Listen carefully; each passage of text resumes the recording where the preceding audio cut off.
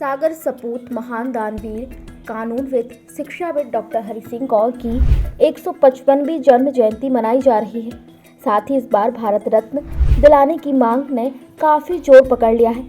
ऐसे में डॉक्टर गौर को लेकर कुछ नई जानकारियां सामने आई हैं। होटल द ग्रैंड पैलेस बनाए अपने खूबसूरत व यादगार पलों को और भी खास। द ग्रैंड पैलेस के परिणय बंधन के साथ साईं वाटिका के पास भोपाल रोड सागर। देश की आजादी की लड़ाई के समय जब 4 जनवरी 1932 को महात्मा गांधी को गिरफ्तार कर लिया गया, फ्रंटियर गांधी यानी अब्दुल गफ्फार खान को भी निर्वासित कर गिरफ्तार कर लिया गया। तब स्वाधीनता के लिए राष्ट्रव्यापी आंदोलन से विधिवेता डॉक्टर हरि सिंह गौर भी अछूते नहीं रहे।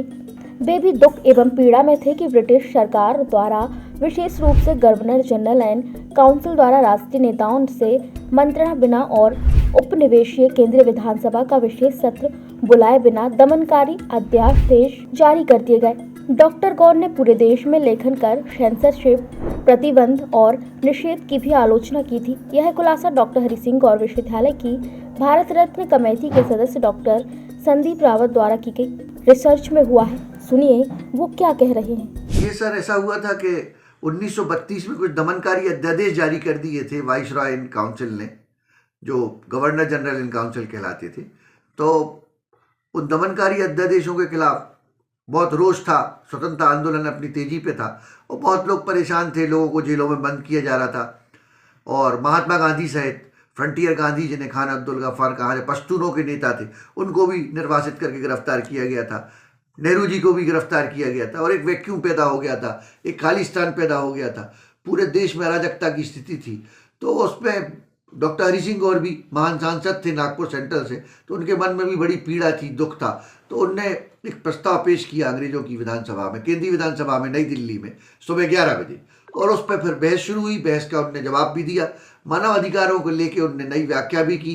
विधिवेत्ता होने के नाते उसकी कमियां भी बताई। हरि सिंह गौर जी ये चाहते थे अपने प्रस्ताव द्वारा कि कम से कम एक आपातकालीन विधेयक के रूप में इन अध्यादेशों को पेश किया जाए।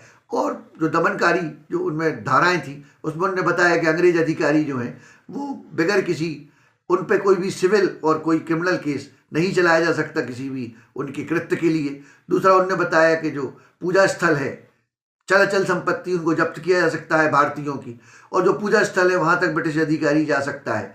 ये सारी बातें जो थी दमनकारी थी, मानवाधिकारों के खिलाफ थी। उसके बाद डॉक्टर हरि सिंह गौर को बड़ा दुख था कि जो एक और प्रावधान है, जो छोटे बच्चे होते हैं 15 साल, 16 साल, 17 साल के, उनके खिलाफ भी इस तरह की बात थी कि अगर झूठा केस चलाया जाता था, उनको सजा हो जाती थी, तो जुर्माना वसूला जाता था। जुर्माना ना हो तो उनके माँ बाप को यातनाएं दी जाती थी, जेल में बंद किया जाता था।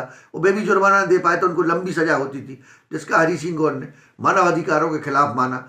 तो उन्होंने बताया कि पूरी दुनिया में सभी को मानवाधिकार मिले हुए, इस तरह की दमनकारी नीति अंग्रेजों की ज़्यादा दिन नहीं चल पाएंगी। और माँ भारती के लिए वे समर्पित थे। उनका प्रस्ताव अंग्रेजों ने पास नहीं होने दिया और वे काफ़ी, फिर भी उसके बाद भी संघर्ष करते रहे। लोगों के दिलों में स्वतंत्रता आंदोलन में उन्होंने जगह बनाई।